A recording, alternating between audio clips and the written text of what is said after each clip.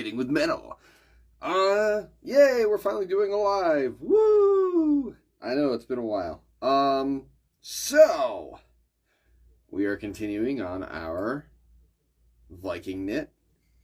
And of course, let us start with saying hello to chat. Now, of course, if you are watching this after the fact, I'm gonna throw in a little thing, you know, just so that you guys can skip all this inviting and stuff. So, let us do some inviting.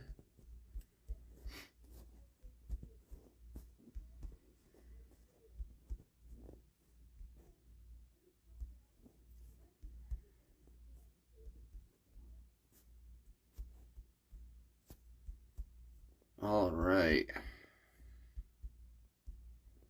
Let's just invite. Now, of course, I've got a few new people on that are following me now. So hopefully everyone who's actually like following me gets notified when I actually go live. I don't really know how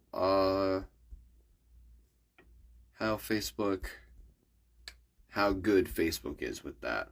Because I know that there's some days where I'll go live and, you know, someone who's following me and friends with me, you know, don't get notified until like 30 minutes after I'm done. Like, what's that?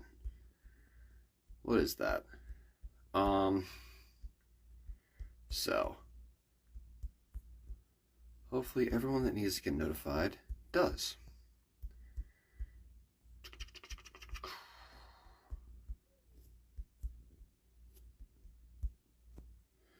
All right. And of course, let us do some group invites. Or group shares, more like it. So let me just try to find the live. And there it is. So, more options. Copy. Hello.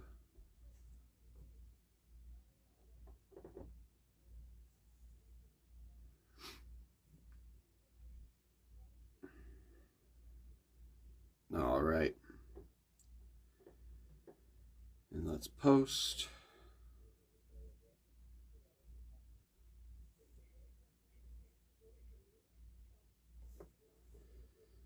Hello, everyone. This is my Knitting with Metal live episode. Hope you all enjoy.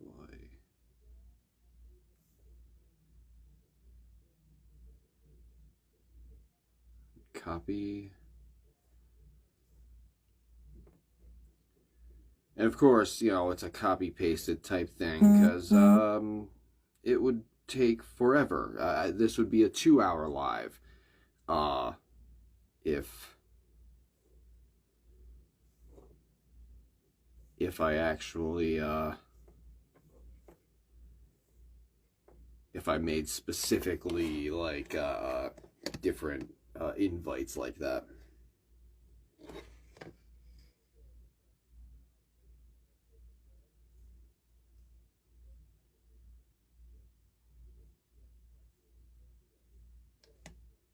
Now we're just posting to groups.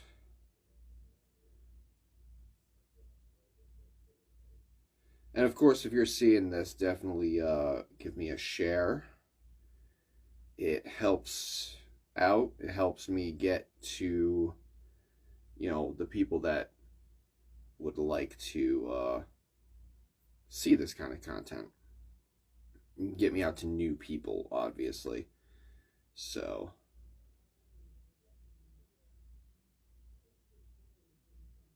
that would be great.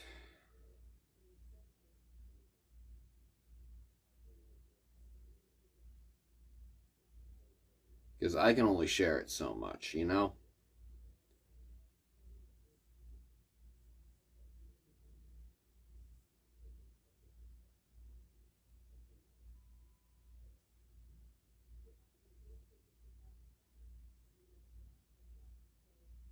There's only so many people I know, at least.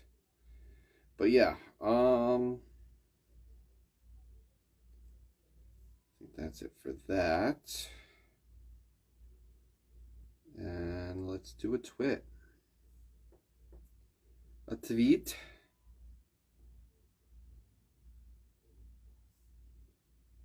There we go. And now we're gonna start our little handy dandy timer. And welcome. Welcome again. This is Knitting with Metal. We are continuing on our Viking knit chain here. It's a pulled chain, so we're going to be continuing on that, and let's actually get this flipped around so that you guys can actually see.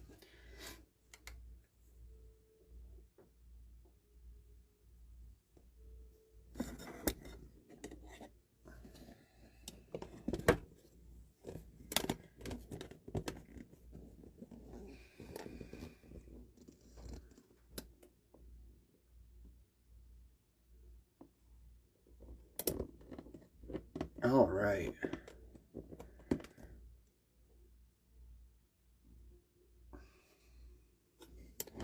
Now that I have a little bit of a different setup,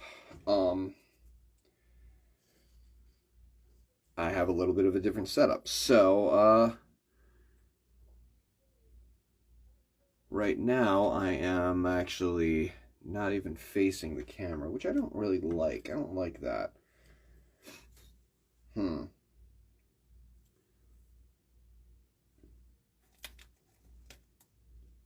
This is actually the first time I'm trying to do a live with this new setup here, so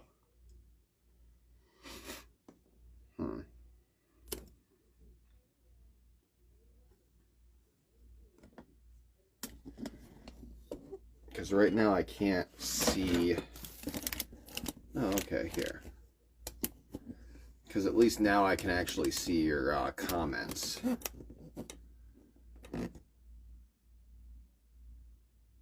There we go. That's a little better, right? What do you guys think? I think it's a little better. And I can actually still read your comments. Awesome. So, this is the Viking knit. It is a pulled chain, which means basically once we get this long enough, we're going to put it through a few holes, basically, and it's going to tighten up, and then just become a natural chain. And the good thing about this is that you don't need to solder anything. So it's a very good beginner chain to learn. So basically, as you see, we have this little loop here, and so we're going to take our tail here, go to the next loop over,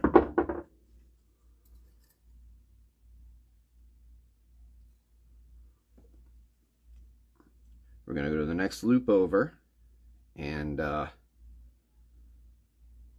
put it behind that loop,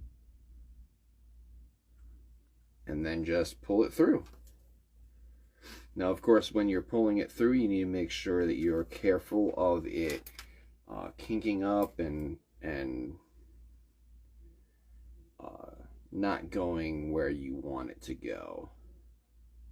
Like this right here, it went over top.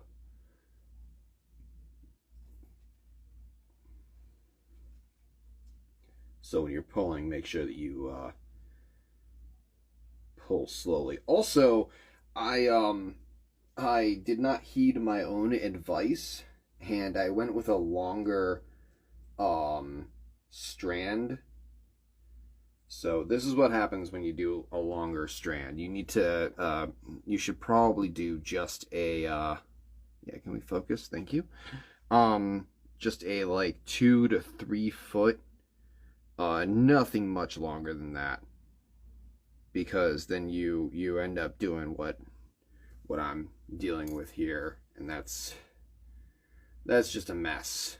So yeah, you definitely want to start off with a shorter piece of strand here.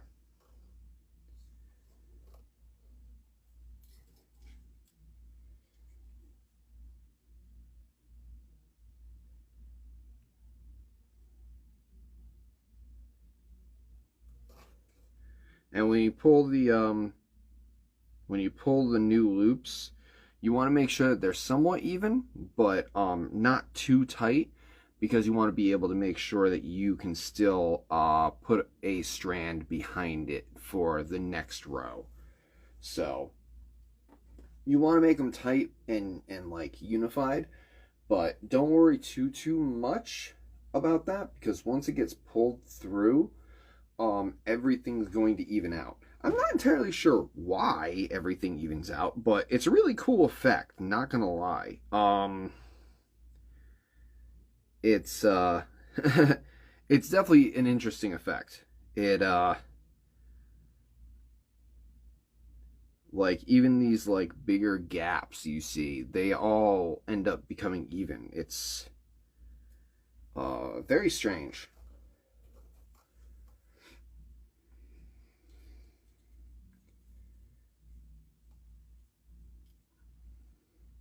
But yeah, just letting you guys know, the live chat is open. And of course, if you're watching this after the live, then welcome, of course. And, you know, YouTube chat is always open. So.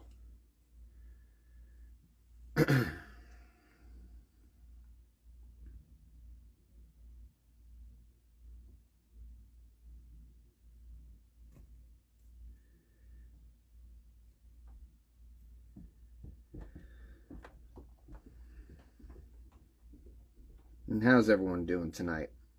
Hopefully, not too many got rained on. It was bad out in Mass. I was driving all day, so it like torrential downpours, you know, streets flooding, all that type of stuff, and then hey, let's have a barbecue. It went like oddly super nice weather. I mean, it was muggy, but other than that, it was super nice weather.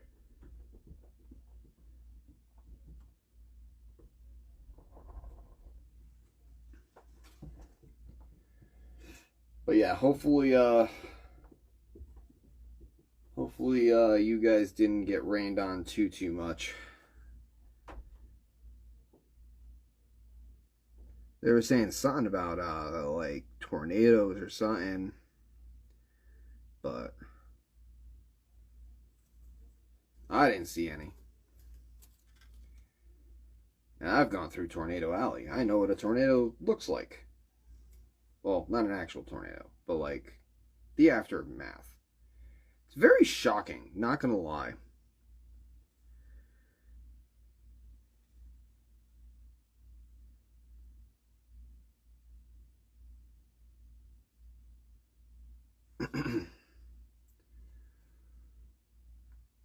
But yeah, you just keep on doing this over and over and over again. And then, like I said, once it's long enough, I'll probably pull it in the next live, because I don't know where my thing is right now. I think it's in my big bag, but I've got a lot of stuff everywhere right now because I'm trying to organize my station here, and you know, make a new setup just to help me out with doing some jewelry. This week I might actually end up doing a episode on this, uh, just to get a little bit more work done with it, because basically I'm kind of stalled here because I'm waiting for this chain to continue on this. So I need this chain so that I can make this necklace a necklace.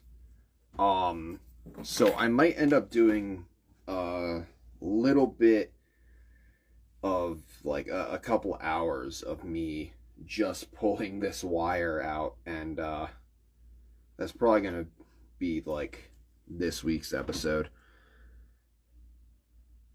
because I'm kind of stuck on my workbench as well, because I need some wood in order to do some type of drawer system. I'm thinking like apothecary drawers, but I've never actually made drawers, so like I know the basic like shapes that I'm gonna need. They're square boxes, and you put them in like slightly bigger square boxes. So, but I've never actually made drawers, so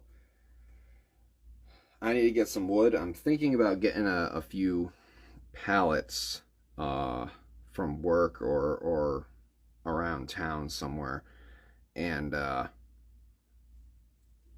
using pallet wood to make apothecary drawers. So you see this? Yeah, you want to make sure that you don't let this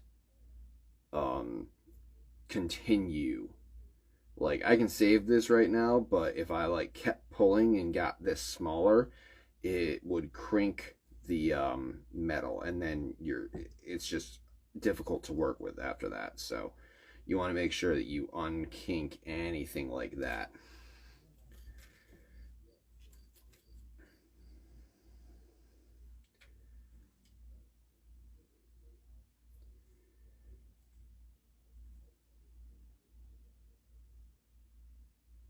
But yeah, I definitely used a way too large of a piece of strand here. So don't make my mistake, because it's irritating sometimes.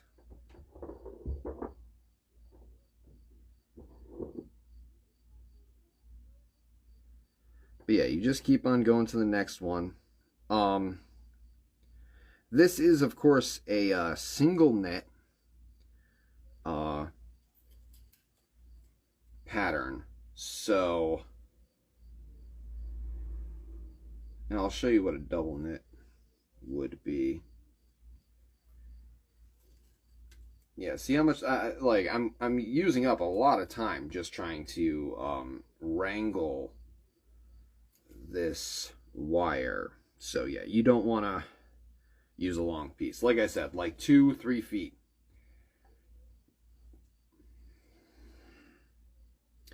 But as I was saying, this is a single knit weave. So a double knit weave would be basically, it's the same kind of pattern, but let's see if we can zoom in a little bit here.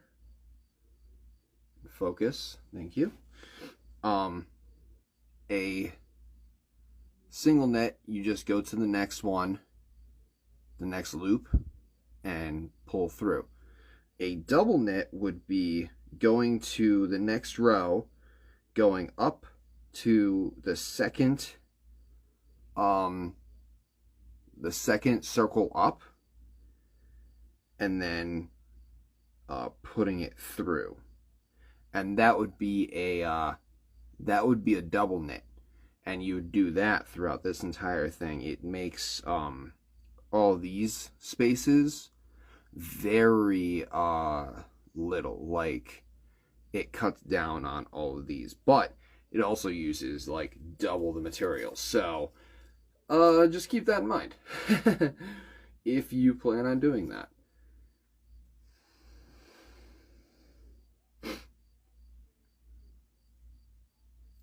How do you guys like this side shot thing? I'm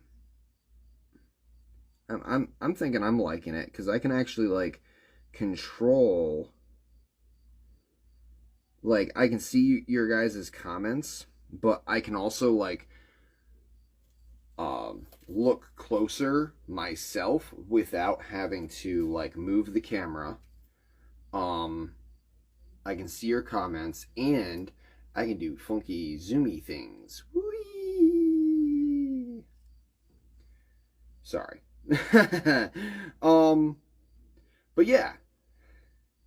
How do you guys like this kind of side view? I'm kind of liking it. I'm digging it.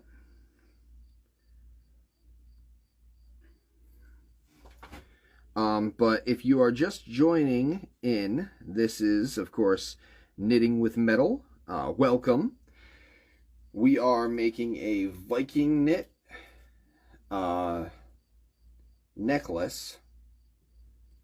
So we've got a lot of pulling to do. Oop, oop. See, you don't want it to get that small. I caught it just in time, but that's rough. You don't want that.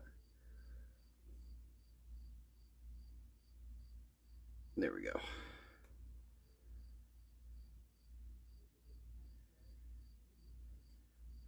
But yeah, hopefully everyone's having a good week. What is it, Wednesday? Yeah, I think it's Wednesday, right? No. Yeah, no, it's Thursday. It's Thursday. I wanted to do one Wednesday, but I came home fairly late and, you know, after eating dinner and all that type of stuff, it's, I don't want to be doing a 9 or 10 o'clock live. Because I'm pretty sure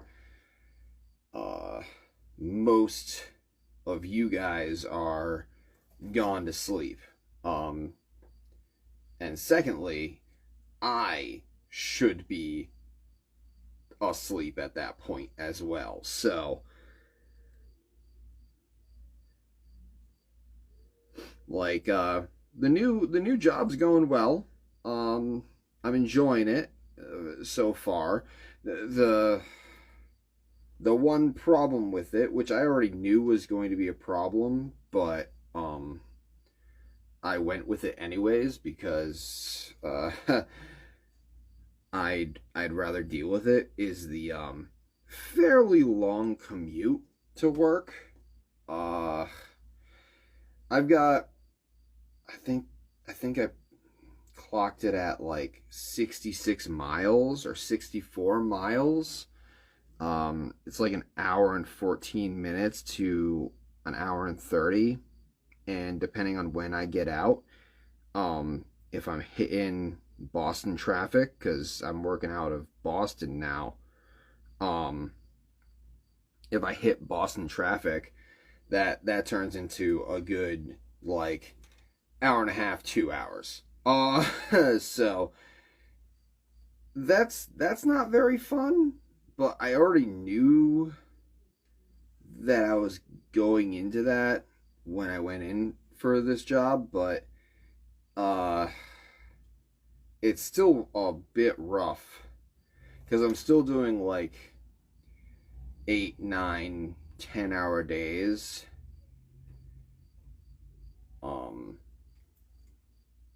And then if I, add the commute in, that's automatically 10-hour days plus.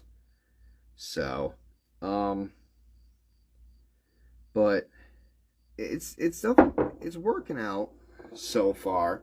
Like I said, it is a bit tough. But I'm enjoying it. I think that's the only that's the only bad thing about it is the fact that it's the fact that it is a fairly long drive away from me. But like I said, I'm dealing with that for the most part. I might transfer once I'm a little bit more established, but for now I'm just gonna deal with the long drives.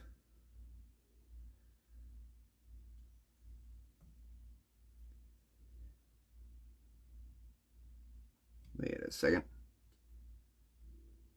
Oh, you sneaky little.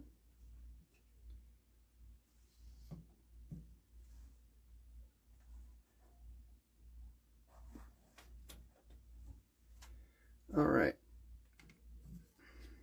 So, as you guys know, this is when you end a strand, you just leave the strand, but you need to make sure that you don't get it into the weave itself. Let's see if we can get this to zoom in and focus. This little bugger here, can you guys see it? Can you guys see it? That's that is grainy, huh?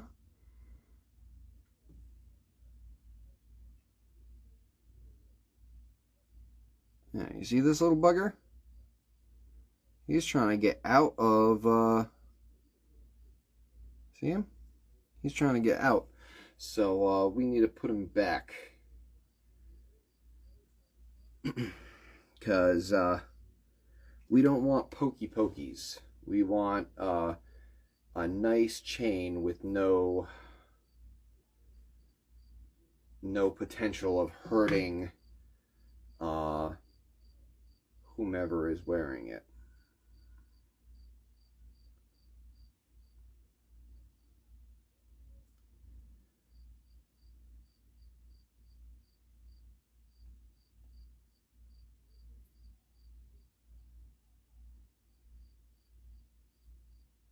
There we go. All right. Hopefully that fixed it.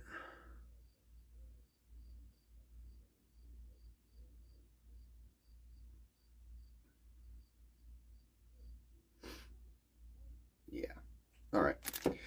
Yeah, so you want to make sure that you don't that you keep those strands behind everything, because like I said, you don't want them poking out of your pattern here.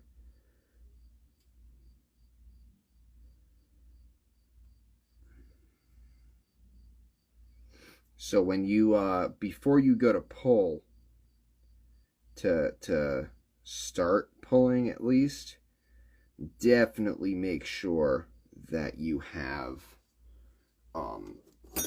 no stragglers like that.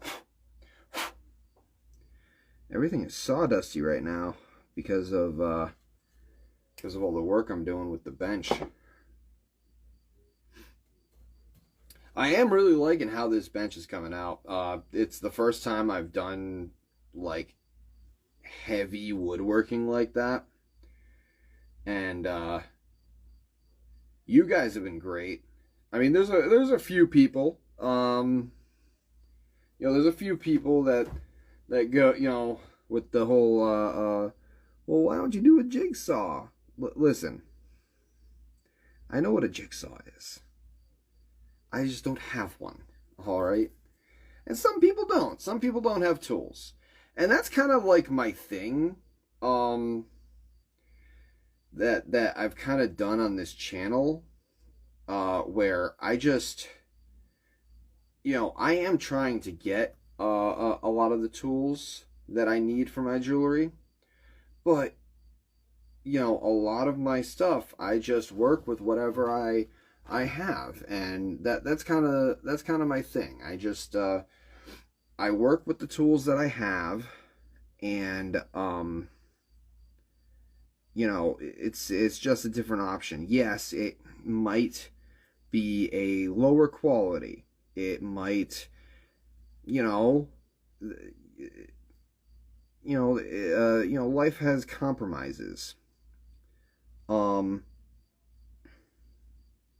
and like I said, when I first started, when I first started doing this, I was cutting up tin cans to make designs out of light.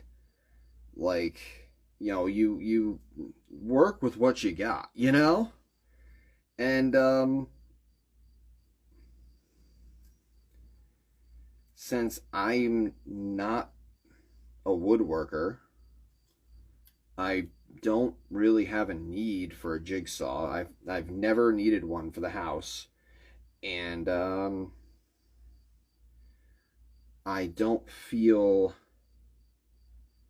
um I don't feel like it would get enough use. I feel like it would have gotten used once for this table, and then put to the side for my grandkids to find. Like, I don't. Like I said, I don't really work with wood, so I mean, eventually I probably might get one, um, but like right now, especially with the new job move, and I'm still trying to make sure that my house and bills are all set. I also want to get some new tools for jewelry, because that's what I do. Um, and of course, some metal. I've been in dire need of some new metal, but just haven't had the right time. And this stuff gets expensive.